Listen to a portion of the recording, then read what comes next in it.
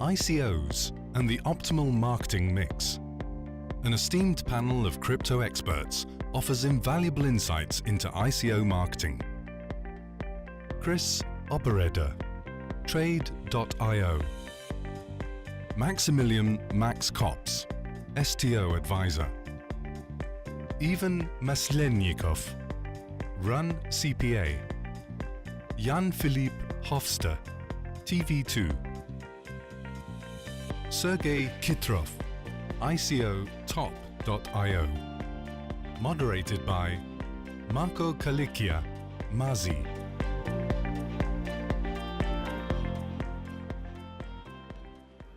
Hello everyone, thank you for staying this long. I mean, they've kind of left the best for last, I would say, right? I mean, the youngest crowd here. Yeah. I'm surprised that they actually mentioned my name correctly, not coming from a speaker. So I'm here with Chris, Max, Evan, and Sergey. To give you a brief introduction, we're going to be talking about how to run an ICO marketing strategy or an optimal one. We will try our best, seeing how the market is going. I run a marketing and community management agency, Mazee. We've done around 30 ICOs. We actually just did 1 year today. So we're 1 year in the industry. So we've seen the whole ups and downs, but I've been in blockchain for the past 3 years. Invested really early in Ethereum and Stellar, and I'm here. Okay, great. Yeah, great to be here. Do we want to stand up or something like that to wake up? You know, you've all been sitting for hours now, so maybe let's stand up, do a backflip or something, whatever you can do. Yeah, let's stand up, maybe. Yeah, just stretch a bit, and then we'll get started. Yeah. Any backflips, something like that? Yeah. Okay, perfect.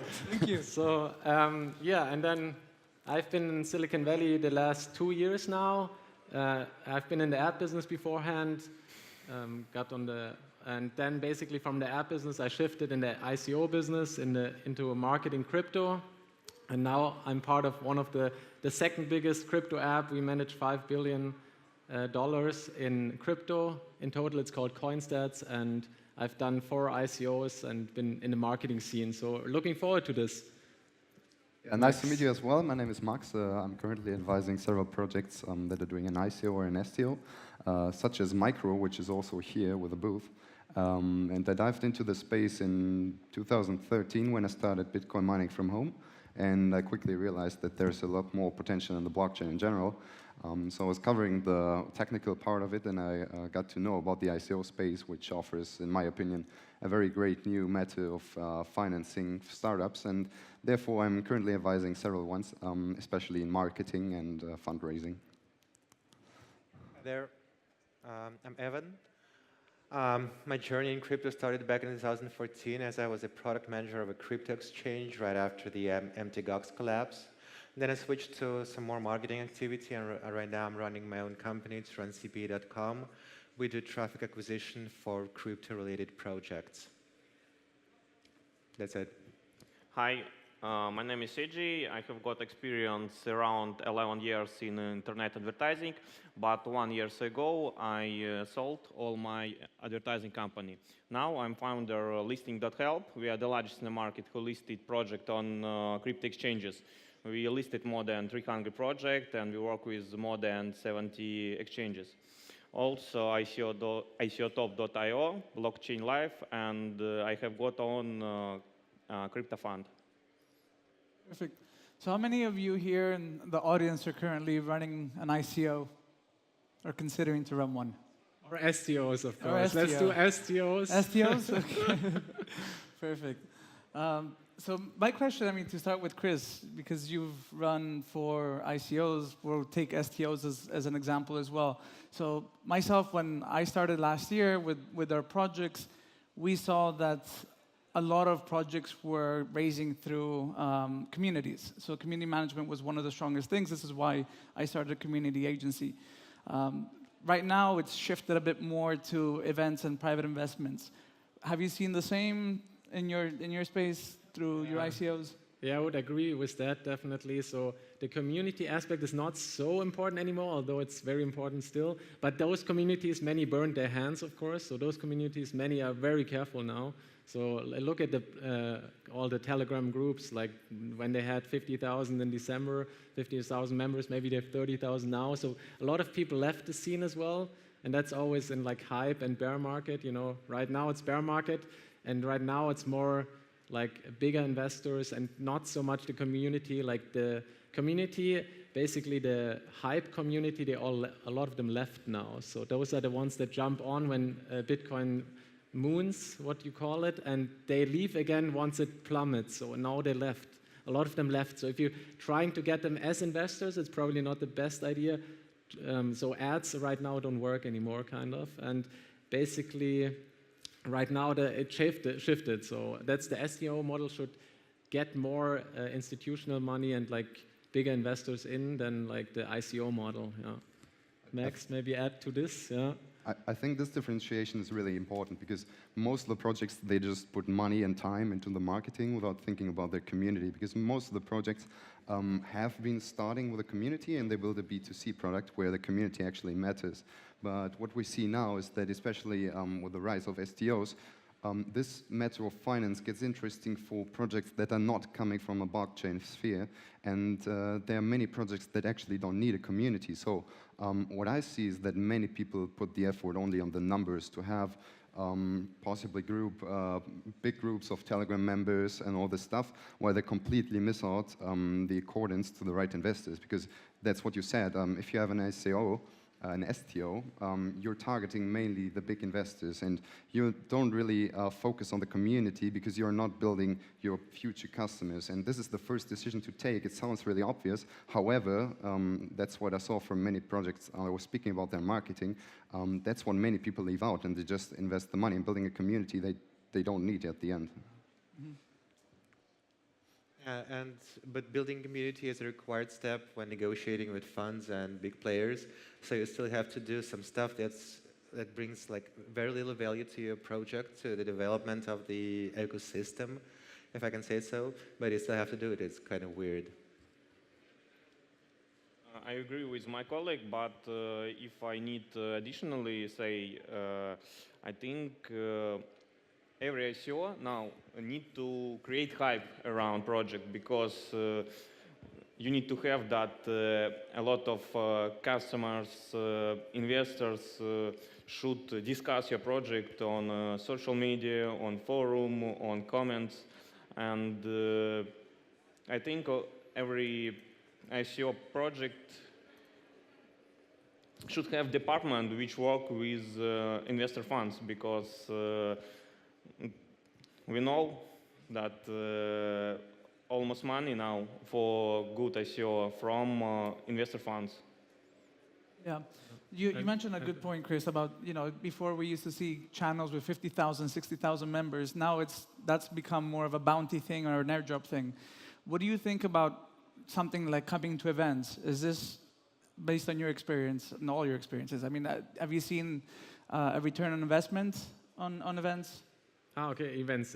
Yeah, events are definitely, that's where it's all heading right now. And again, coming back to the communities also, as Max pointed out, the utility token, the idea was that it's like a Kickstarter model. You buy the product, then you have the community. But many communities didn't actually work like that. So they had the community, but they weren't really the utility token. Like we all don't use most of the utility tokens every day. So it's not, the use case was kind of not the way we wished it would be. So right now those communities are not so strong, and now the events are a good way to meet like larger investors, and that's hopefully the security model will be very very basically regulated. So it will, that I hope there will be a lot of regulation, and I'm hoping for more and more regulation in the space.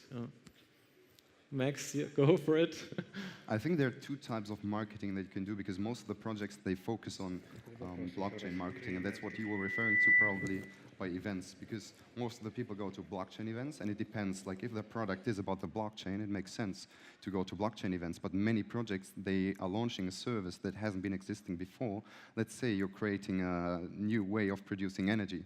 And most people leave out to go to energy conferences, they just go to blockchain conferences. And it really depends, because in many ways, and I think that's a good path we are taking, the blockchain stays behind, and it just makes the process more efficient, and the end user doesn't see the blockchain. So then you should really decide if you're going to a blockchain conference or an energy conference, while on the other hand, you have the infrastructure projects where you definitely target the people you can find at blockchain conferences.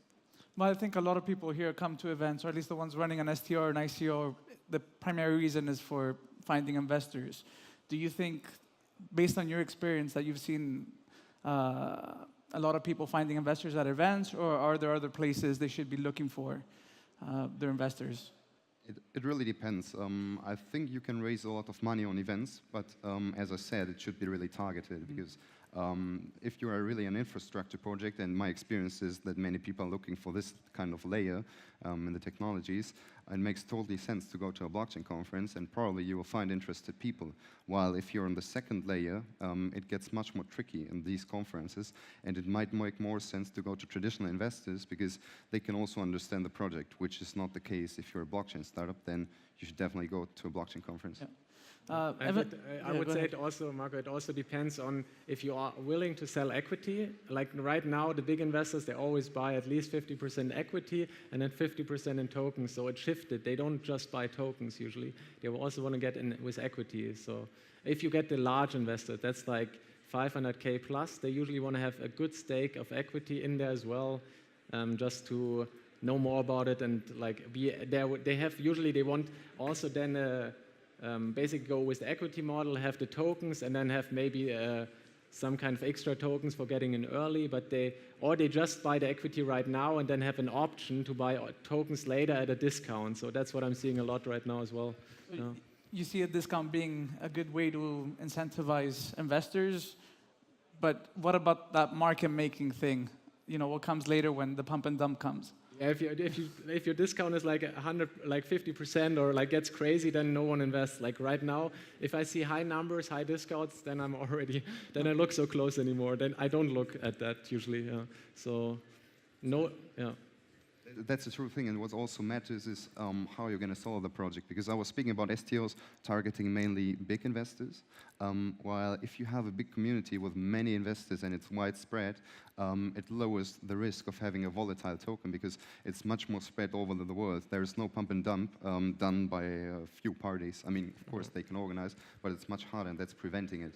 Yeah. And also, I was very interested in the point that was mentioned in a previous speech regarding the customer acquisition costs, because this is something you actually gain with a utility token. You have the opportunity to sell a token, which is the access to a future product, and this is already your customer in a way that he owns the matter of access, so he's really likely to exit to use this project. Yeah. To take it to Evan, to cover a bit more of the abstract of the marketing for ICOs, the affiliate side of marketing. I've been an affiliate marketeer for, I would say, 10 years. I worked for a lot of hosting companies. I see that works for the general consensus, the general space, but have you seen it work for the ICO space, where people onboard affiliate marketeers to write about their ICO? Is this something that you've seen working well? Well, it's completely different compared to the previous year, because as said here many times, like crowd sales are dead. So in terms of traffic acquisition, we're talking about community building, because letting new people know about your project is crucial for its success. You can't like issue a utility token to attract community without letting people know about it. So traffic acquisition procedures and campaigns are mostly focused on like letting people know about your project and trying to make them into it. If you had to give an advice of how to best do it, how would you do it? You mean the traffic acquisition strategy, yeah, or the general traffic acquisition marketing? Strategy? Well, I would say that they should be community focused. So you have to deliver something to the market and let people let them try it. Because if you just have a demo on whatever, on Linux, you say, oh, I have a demo version, it's an MVP version of our product, you can try it, you just download it, and you have no fucking idea what to do with it. Sorry for that. Let's crash that off. Sorry for that, really. So if you do a bounty, if you do an airdrop, if you do any marketing activity to drive people to your product, you should definitely have the product working. Okay. ICO listings, because we've been in the space seeing ICO bench starting, and then it kind of migrated from there to many, many more coming up. Is it still something that you guys all see working very well? Sergey, you run one of the ICO listing sections. Currently, the projects, what do they ask when they list their project? What is their focus? So what are they trying to get in return? We discuss about listing on a rating agency or listing on crypto exchanges. Well, Rating agency. Yeah, more the listing on their tokens to get more exposure, and then the exchanges after. If we discuss about listing on rating agency, of course, now rating agency give us less effect than, for example, 1 year ago. But if we discuss about marketing with listing, for example, I think the best advertising it's a listing on crypto exchanges with support media. Now, I think very important that have got agreement from exchanges that your project listed after end of ICO, because investors should see this. So does it It's a matter? new trend, I think. I would add to that. In general, like in December times, I looked at the listing pages all day long. And right now, I look at them not too often, I have to say, because we all experienced how these ratings got screwed, like basically they got shifted in the positively for the ICO, like ICOs were buying them. So a lot of the stuff in the crypto space is bought, and that's not good, I think. So it should more be quality wins in the end, and it shouldn't be bought. And in the ICO space, what we've seen, a lot of the ratings were bought, and then they had 5 stars, but you can't really, like if they have 5 stars and you put your money just in on that, that's a mistake. So you need to look way more deep. And the good thing with the STOs, you have now the prospects. You can look through everything, all the information. You have way more information you can actually trust. Yeah. So Max, maybe, or you want to add to that, or just... There's nothing to add. Okay. I agree. I mean, initially, these rating platforms were excellent for the case that you were able to invest in a project that's on any place on this world without actually having to meet it. And these rating platforms were putting the transparency into it and showing you whether it's a valuable project or not. But what we apparently saw is that a lot of these ratings got bought, and a lot of them were fake or just not trustable. And therefore, coming back to the very first question, this is why I think events are important, because especially if you raise money in the seed stage, it's all a matter of trust, and it's a person-to-person communication you're doing, and you sell the project, you sell your team especially to people. And when this stage is passed, when you have raised the seed capital, then you can reach out using this money with other marketing strategies, and you can make it big. And the fact that you have big seed investors is already a due diligence for later investors. To almost conclude with this, would you say product first or marketing first? Definitely product. Yeah. Otherwise, like marketing first doesn't work anymore, and that's good as well. Like it shouldn't be like that. Always product first now, and users first, not just product. And that's what we've seen in the ICO space. They raised, then they found out product doesn't work, people don't like it, and people don't use it. And then they were like, oh, what do we do now? And that shouldn't happen again. So this time we need the product and the users, and then it could work. So for a bright future, we need this. Yeah. Yeah. Marketing first. Marketing. Because if you do not do any marketing, you do not understand your community, your potential investors, and you fail with building the wrong product. So I mean marketing like research. Okay. Yeah, more on the research, not like selling the token instantly. Then we're back to... For me, of course, marketing. Marketing. Yeah. So validate your product first. I would say product with marketing. So validate your product. Validate it. Yeah, Miko told me this. He's like, if you want to ever bring your project to the market, validate it first. Get people to understand if it's worth to get into it, and then start raising capital. Yeah. So awesome. I think that's it. I mean, it was fun. Thank you all for being here. It was a pleasure. I hope you got something good out of these young gentlemen. Yeah, and if you have more questions, just catch these young gentlemen and then ask them yourself. Yeah. Perfect. Yeah.